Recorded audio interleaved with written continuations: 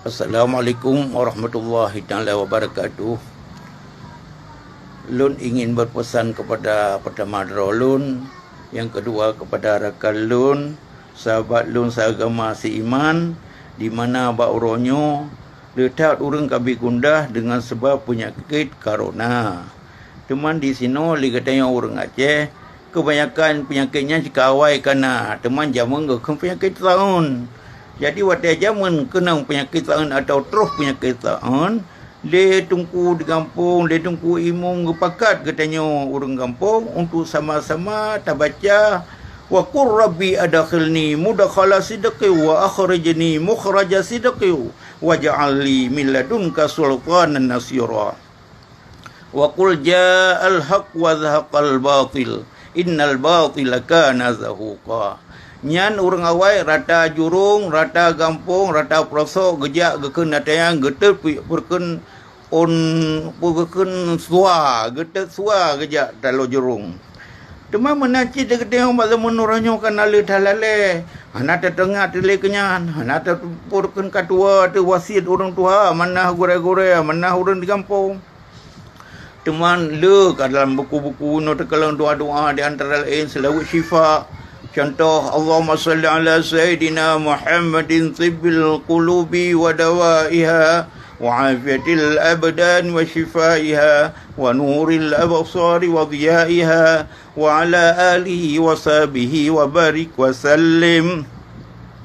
Dan nancilam Allahumma la tushmin adai bidai waj'alil Qur'anal azima shifai wa dawai fanal alilu wa anta mudawi. Menancilam bismillah syafi, bismillah kafi, bismillah ma'afi, bismillah wafi, bismillah ra'i, bismillah rabbis samawati wal ard, bismillah alladzi la yadhurru masmi syai'un fil ardi wala fis samai wa huwas sami'ul alim. Nya tatim tak ke mepeploh ke, hana peploh mu 20 saga, hana 20 sa mu 11 ke, hana 11 mu 7 ke, hana 7 mu le ke terus. Tatama wate takun bismillahirrahmanirrahim la yadhurru masmi syai'un fil ardi wala fis samai wa huwas sami'ul alim. Wa yansurukum alaihim wa yashfi sudurin qaumil mu'minin. Ya ayyuhan nasu qad ja'atukum maw'izatun min rabbikum wa shifaa'un lima fis sudur. Yakhruju min butuniha syirabun mukhtalifu alwanuhu fihi shifaa'un linnas wa nunazzilu minal qur'ani ma huwa shifaa'un wa rahmatun lil mu'minin wa idza maridtu fa huwa yashfin. Allahumma shfi anta syaf, Allahumma kfi antal kaf, Allahumma afi antal ma'af birahmatika ya arhamar rahimin.